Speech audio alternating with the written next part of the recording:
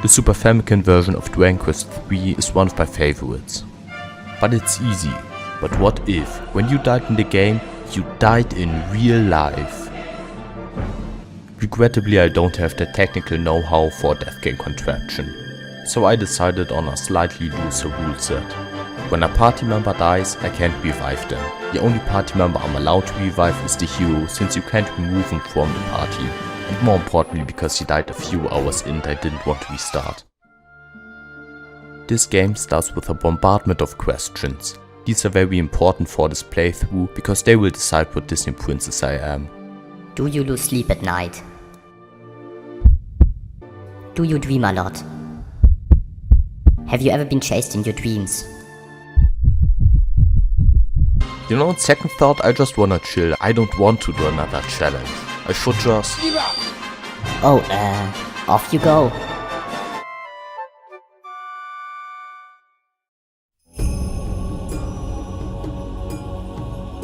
It can't be. Oh no, I've become what I fear most. Purple. I can't bear being like this. Make it stop. All of this was to determine my personality, which insignificantly affects that growth.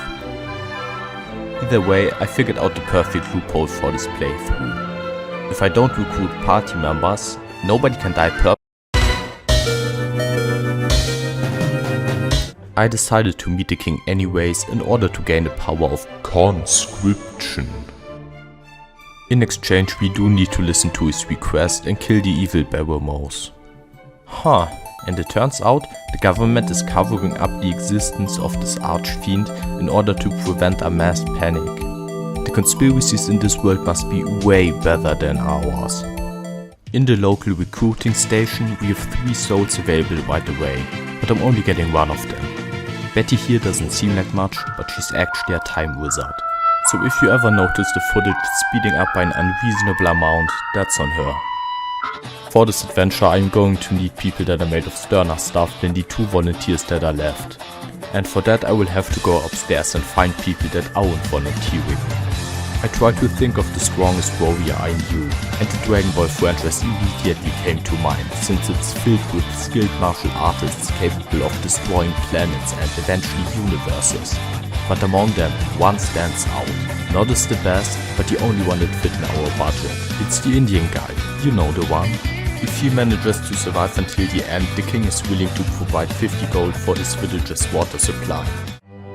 Our last party member is none other than the man, the myth, the legend. Word on the street is that during the temple cleansing, Jesus wasn't able to lay hands on one merchant, and one merchant only, Torneko Telu. The smell of adventure and riches, mostly riches, inspired him to join us on this adventure. You might notice that we don't have a priest, but we have something better. Exactly, we have herbs of healing. Think about it like this. A priest can heal you for free, meaning you don't waste money on herbs.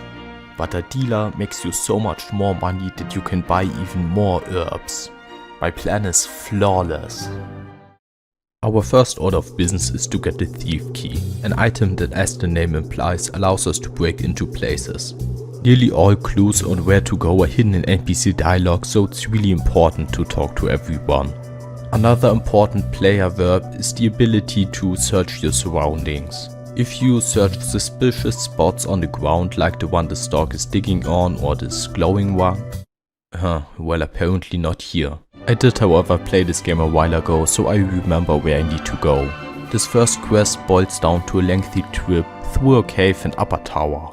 There's no bosses here and not really any special enemies to watch out for. Torneko especially shines here since he has a bunch of muscle memory from his old adventures, meaning he levels up way faster than everyone else.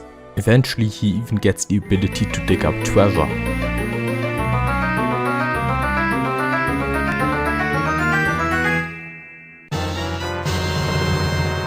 Ah, come on. The Indian guy has extremely low HP because I didn't give him any stamina seeds and possibly because of malnourishment, but it only took one good level to fix. The fights aren't really a threat and they're over in a second thanks to Betty's incredible powers.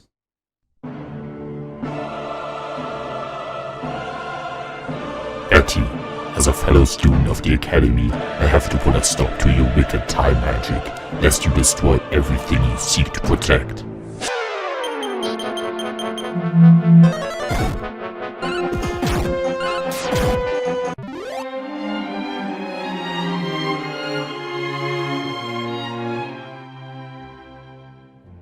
The rest of the dungeon went without a hitch, even if slowly.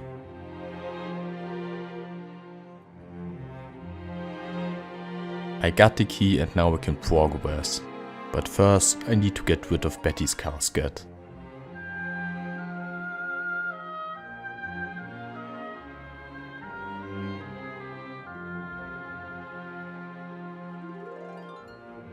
At the end of this playthrough, Patty's will look like a morgue. With Betty dead, I can no longer use time magic. I don't know if I can go on at normal speed. Good thing, however, Betty has a sister.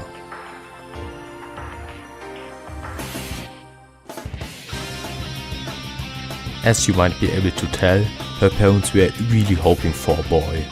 They are now sitting on a ton of blue color and they took it out on the poor girl by forcing her to enlist. So now that we basically have a whole party together again, we can start breaking into people's houses to find where we have to go next. It turns out we need to visit this massively confused old man at night and he hands us explosives.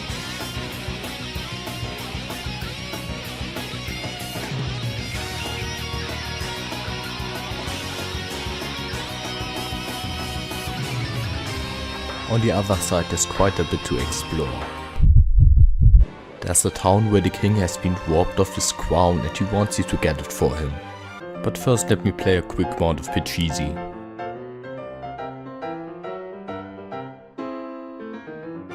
There's another town whose residents were cursed to eternal sleep by a fairy. But first I'm gonna play a bit in the monster arena to make some gold. I'm looking for treasure, so my next stop is the pyramid in order to do some honorable grave robbing.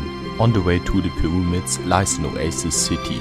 Here we are met with our first opportunity for a God-fearing traditional grave robbery. And on the topic of the desert, remember to stay hydrated.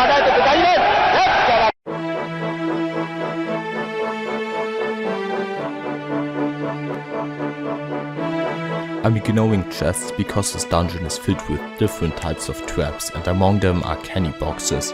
They can easily not just kill someone but wipe out your entire party. I'm overleveled but not that overleveled. I haven't actually played this game in years, so most of my memories on it are hazy, including which chests contain treasure. But no treasure is worth the death of one of my dear little conscripts. But then I realized, somewhere in this pyramid is a plot relevant item and it's in a chest. So I started opening chests.